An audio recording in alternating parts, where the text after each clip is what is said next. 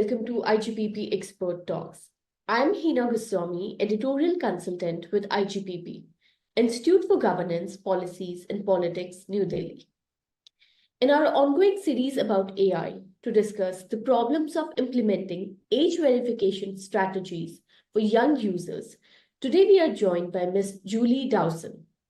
Ms. Dawson is the Chief Policy and Regulatory Officer at YOTI and is known internationally for driving the ethical framework development at YOTI, a digital identity platform.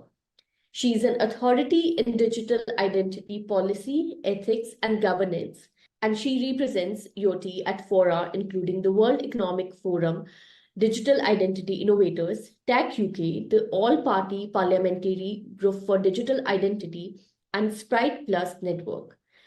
Welcome to IGPP Expert Talks, ma'am. Thank you so much, Hina. It's a real pleasure to join you. Thank you for the kind invitation. So what's your perspective on Australia's law banning social media for children under 16? Is this a necessary step forward, or do you see it as a misguided attempt at regulation? Thank you. Yes, it's a really good question. I mean, I think it reflects that there are growing concerns in Australia and in many countries around the world similarly about online safety. And we know that a third of the people online around the world are under the age of 18. If you take the parallel with cars, it took about 100 years from us developing the motor car to having a wide range of safety measures. So seat belts or car seats for children and a range of traffic calming measures. And now in the online world, we're seeing that those haven't been put in by default. And so different countries are obviously speaking with their civil society, with their citizens, with their elected officials, and trying to decide on policy. So we at YOTI work, globally, 190 plus countries around the world. And what we always hope is that there is open consultation with civil society, with indigenous peoples, and there's transparency about that thought process. We as a company have delivered about 750 million age checks. We do, sometimes 750,000 a day. And we provide a whole range of RegTech solutions. So we would never criticize, how a country has gone about doing something, but we are there to be supportive and explain what is working globally already today. We're part of the Age Verification Association providers, and we do provide a wide range of approaches which are already working at 13 to 17, at 18 plus, at 25 plus. But we want this to be a thoughtful dialogue and that works for each country. So we will be engaging closely with the authorities and the benchmarking process in Australia to show what is working and what is the art of the possible. So as somebody who provides tech-related solution and especially something relating to identity, as the current state of affairs stand, how feasible do you think it is to implement this law? And what are some of the key challenges associated with enforcing age verification on social media platforms? Thank you. Yes. So is it technically feasible to implement age assurance? Well, clearly there has been age assurance that's put in place at the age of 18 for decades in terms of access to gambling products. And we work with gambling organizations, with adult content, dating organizations. So we work with both fully regulated, regulated in certain parts of the world, and other organizations which are going ahead of regulation.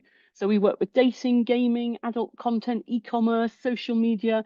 The majority of regulation has hit at the sort of 18 age of interest. And I think what is different here is that they're looking at a different age, 16. Some parts of the world are looking at other ages, 13. And there are different numbers of approaches that are available at different age thresholds. Looking at the range of age assurance approaches, there are more methods that are available, but there are still methods that are available at that 16 plus threshold. We know because we do, in the order of 750,000 checks daily with platforms around the world.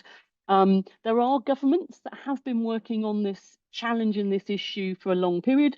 The German regulator, for instance, has a list of over 100 approaches for age assurance, which it has reviewed and on their good to go list by the German regulatory body, the KJM. There are also now international standards for age assurance, which we have worked to develop.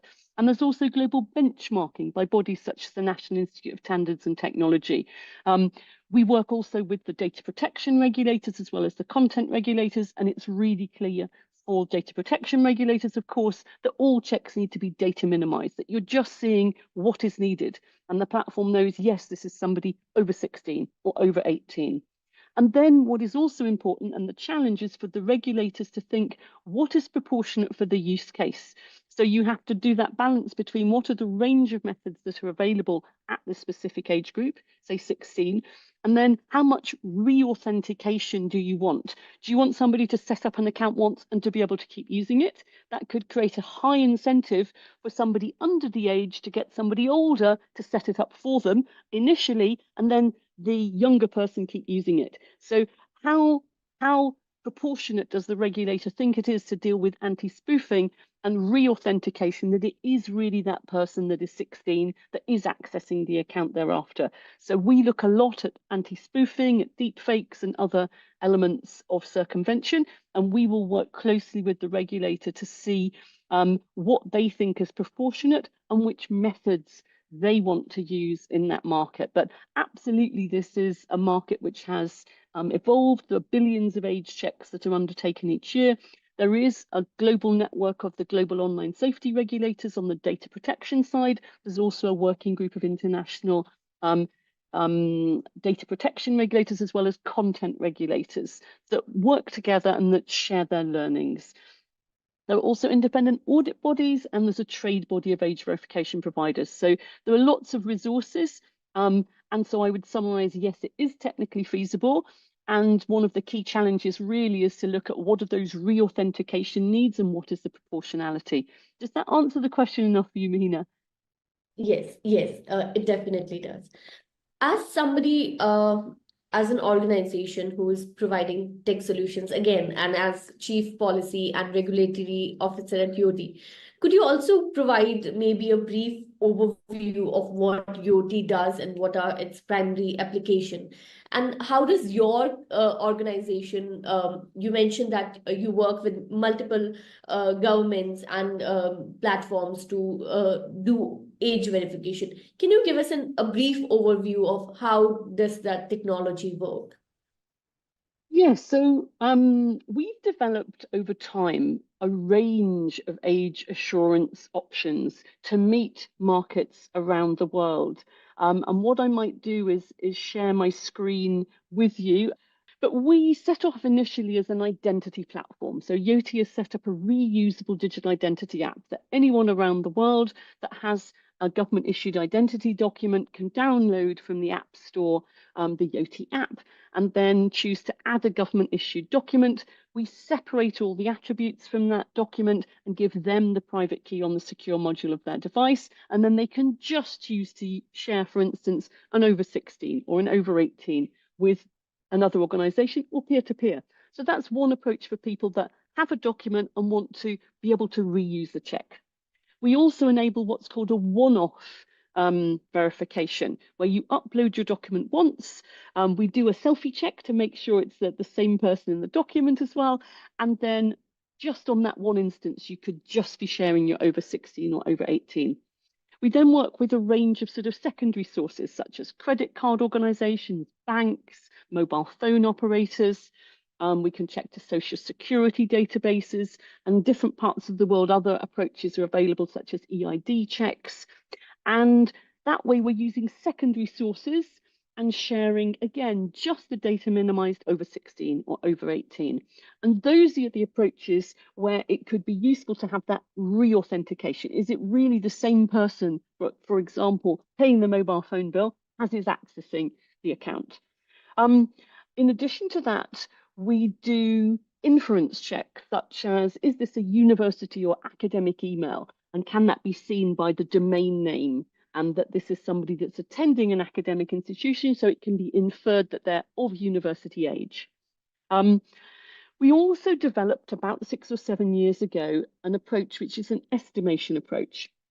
And because of that Yoti digital identity app, we had a really unusual ground truth of millions of people that had, at the point of setting up the app or subsequently, they could choose to opt out of R&D. But if they choose to not opt out of R&D, then we would know that this is definitely a face, and that person is, say, 21 years and 2 months or 50 years and 3 months. And we had millions of images with the ground truth in months and years. And through that, we were able to build an AI estimation tool. And so then when the software is used on a software as a service basis, there's a liveness detection. Is this really a live person? An analysis of the face at a pixel level, and then just a determination, is this person over 18 or is this person over 16?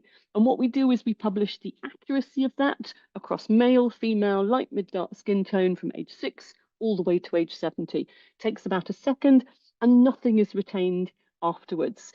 And this is the method that of all of the 10 or so methods that we provide around the world, that on the 80-20 basis, the majority of citizens choose when they're offered several methods side by side. It takes about a second. They don't need to own or have access to an ID document. And it's about just over a year of accuracy, 1.2, 1.3 years of accuracy from 6 all the way to 18. It's slightly less accurate for, those of us sort of 40, 50 plus, because we look after ourselves differently. Some of us might have more Botox or had more sun exposure or sort of rock and roll lifestyle. And so the gap gets bigger in terms of how accurate it is for older people. So does that give you a little overview of the range of tools? And Yes, then I'll say yes. there's a set of other things that we've done. So we've done experiential research with people to get people's attitudes and to understand from young people and from adults how they find the Yoti tools. We've also undertaken roundtables, and we do this with civil society, with academics, and with regulators. We've done 6 of these now to invite scrutiny.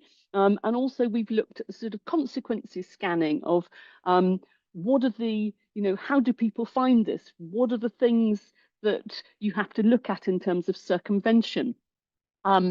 We've also, taken part in quite a few different industry bodies. So the Online Safety Tech Industry Association, the Age Verification Providers Association. We take part in We Protect Global Alliance, which is looking at child sexual abuse globally, the World Economic Forum's Global Coalition on Digital Safety.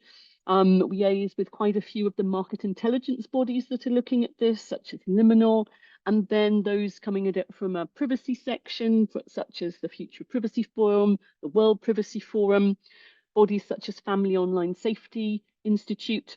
We've also gone through testing. So we've done this, for example, for components within our approaches, such as liveness detection. We've had that tested to NIST2 by a testing lab called IBETA. We've also gone through the global benchmarking program of NIST, the National Institute of Standards and Technology, where they had, let's think of it as 11 million right answers. So face where they know that this face is 40 years and 3 months. And then all the vendors are tested against that. So they know the answers for the homework and test us against it. And we score in the highest tranche of organizations globally for that facial age estimation. We've also had our approaches reviewed by Age Check Certification Scheme, which is an independent audit body, and interestingly, the one that the Australian government has selected. We've gone through the review processes by the German regulators, the KJM, and the co-regulatory body, the FSM. So we're on the list of bodies approved in Germany and also have the seal of approval from the FSM co-regulatory body. We've taken part in the review and sort of standard development by the French government following the Christchurch call, the AFNOR standard. And similarly, we've presented evidence to the French Senate, the Canadian Senate, select committees in the UK, and we have regular dialogue with both civil society and governments around the world. And also, our technology has been reviewed by bodies such as Tech Coalition, which represents the tech community, and about a third of the largest global platforms have already integrated our age assurance approaches. So they can do one integration in a couple of hours and have access to all of our methods, or they can do bespoke integrations. We also go through cybersecurity certification, which is classically one called SOC 2 Type 2, which is something that is required by most of the big platforms.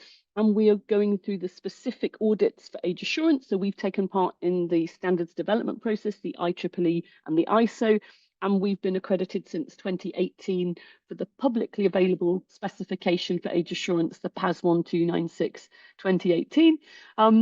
So yes, we do quite a lot in this area. We're very thoughtful about how we engage. We create really simple, plain language materials. So our white papers have a reading age of about 12 or 13.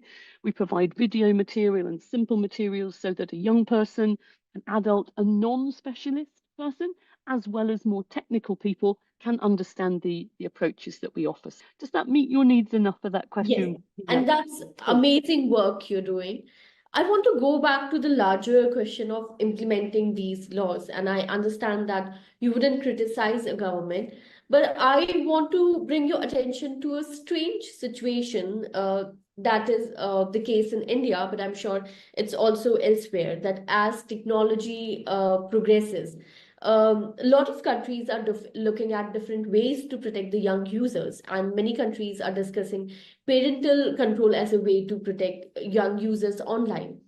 But in India, and I mean, as technology is progressing, I mentioned that it is, I'm sure it must be case elsewhere also, that while digital literacy levels for parents are limited, children are often more tech savvy than their parents. Then what do you think about this strategy of parental control? Do you think that can be effective maybe in some context? So I do think that platforms have invested heavily and been, very thoughtful and devised quite sophisticated parental controls, and I'm sure that that was with good intentions. However, I think the evidence that is available on this shows that there is actually quite low parental adoption of some of these parental controls, that parents struggle with the setup and management because of the number of different apps and games and devices that their children are accessing. Children also, exert peer pressure. Children, as you say, can outwit them. It takes time to set up the parental controls across multiple devices and services. That's both technically complex and requires time. We know from some evidence, for example, at the US Senate earlier in 2024, it was actually stated that only 1% of US parents actually engage with the parental controls on Snapchat and Discord.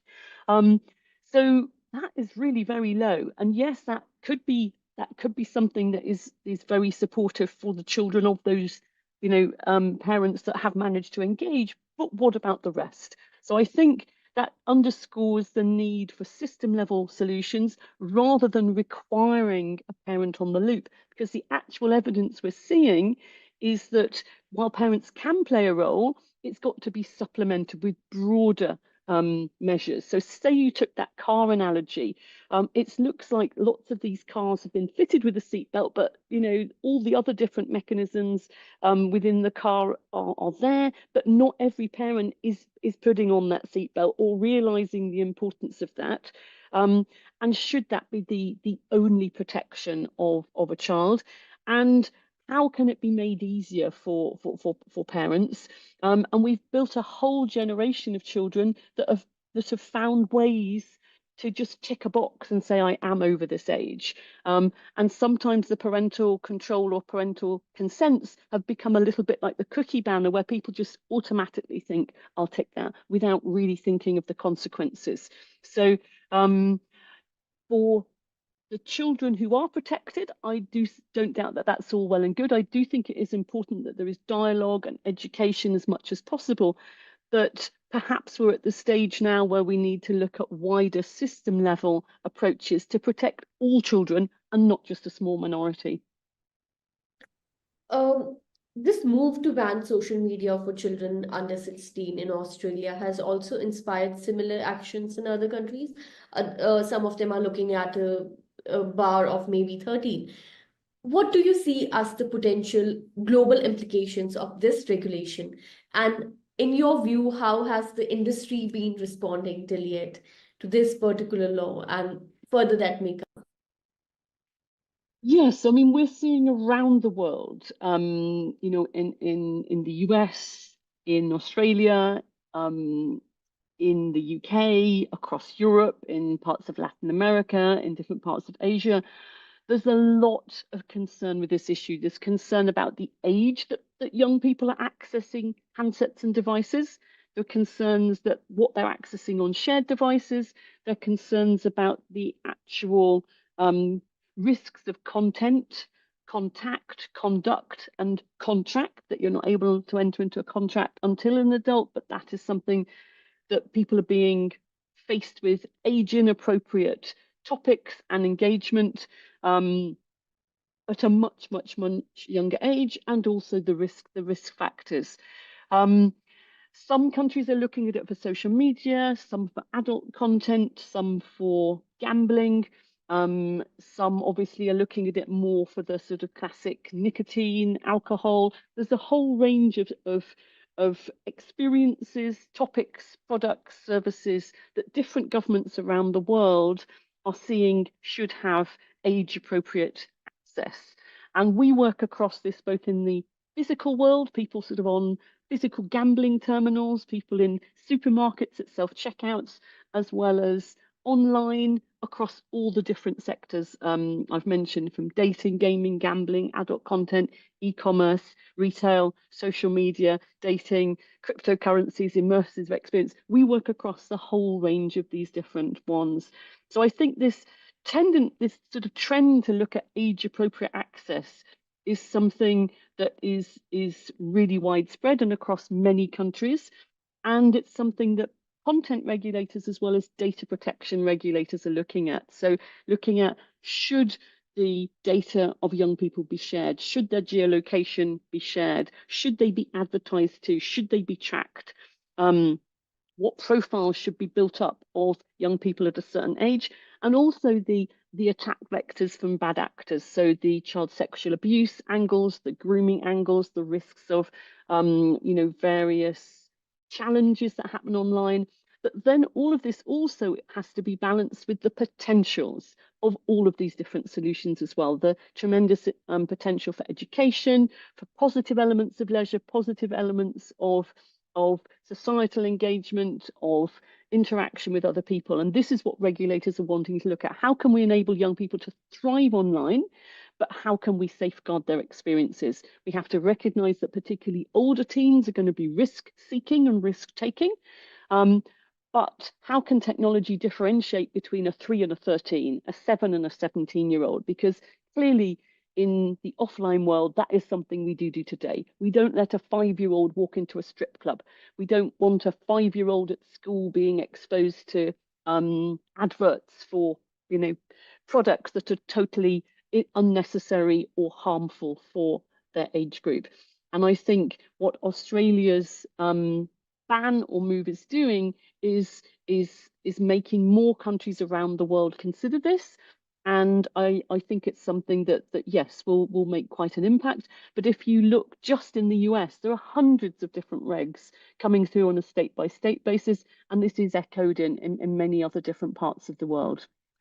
I would also want to ask, how has the industry or the platforms who are supposed to implement these strategies have responded to this law?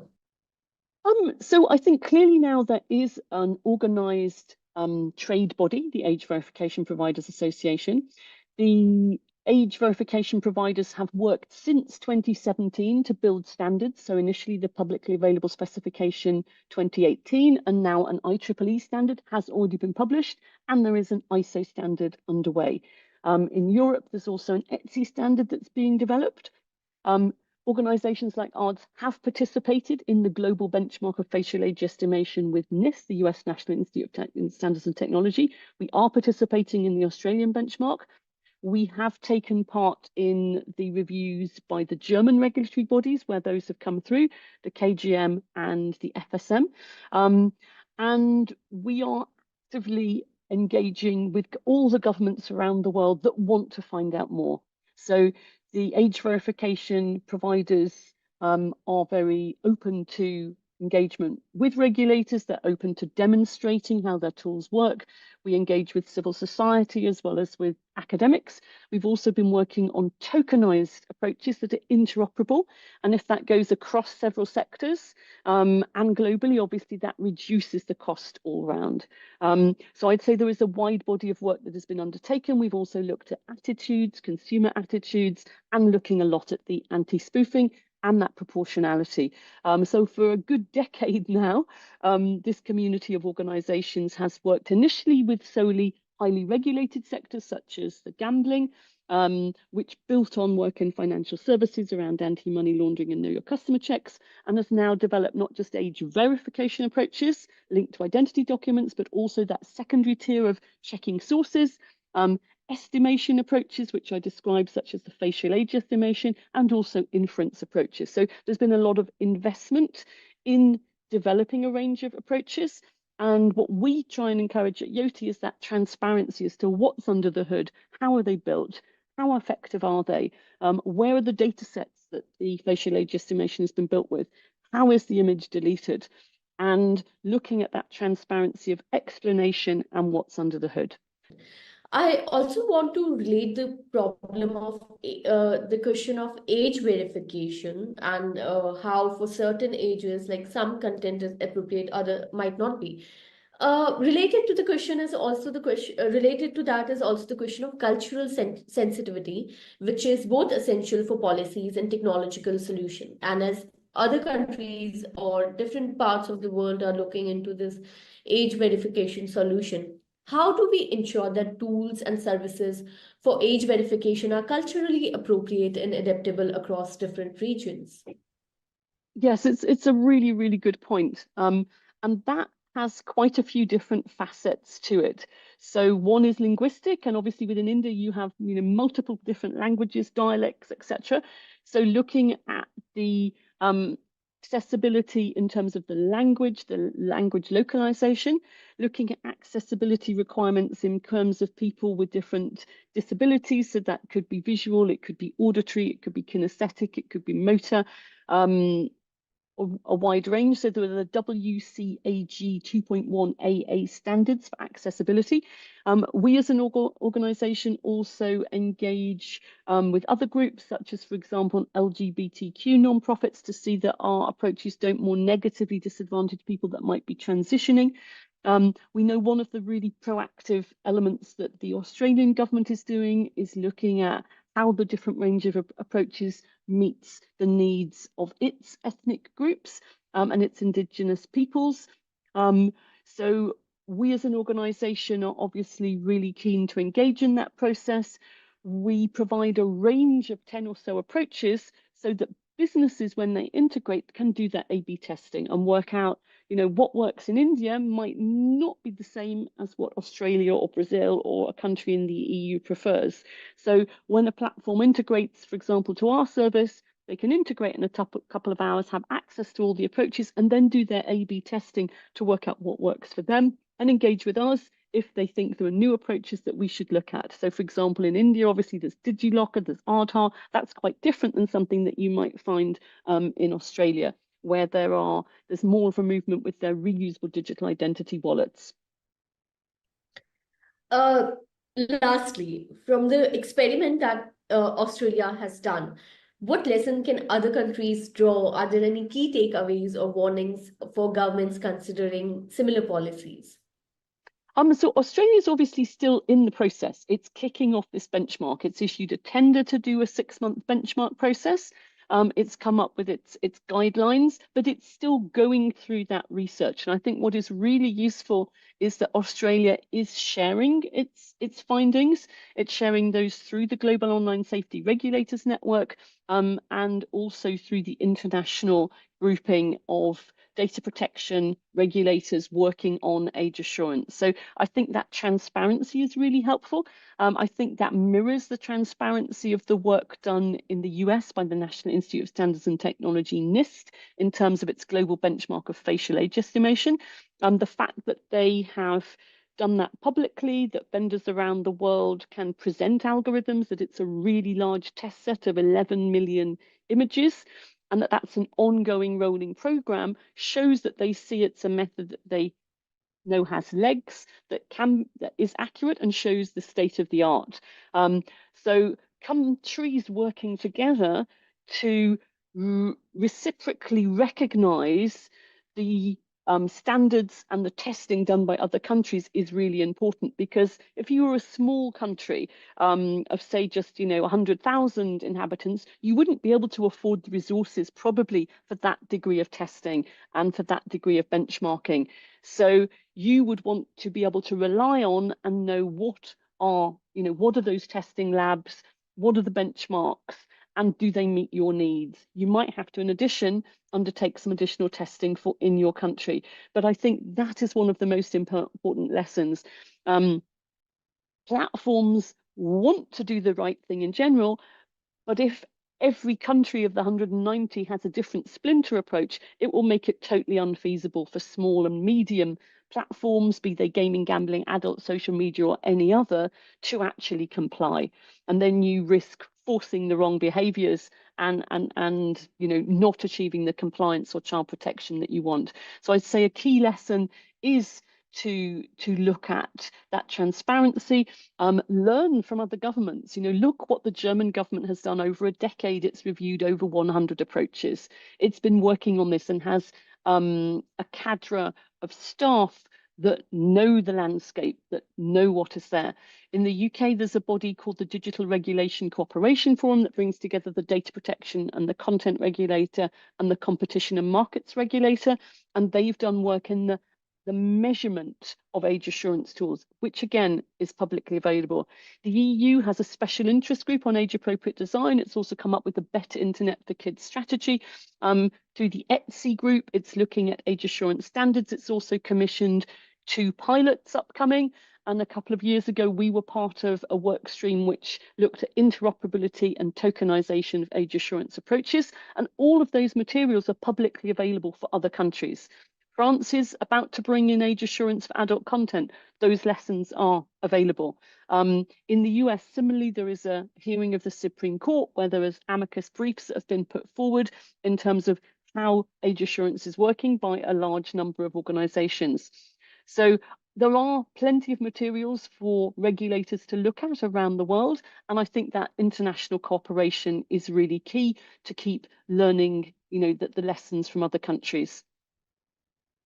Thank you so much for joining us today and giving us this very insightful and telling us what you as an organization are doing. And that is very helpful in my view to protect young users from all the harms that there are on the internet. Thank you for joining us.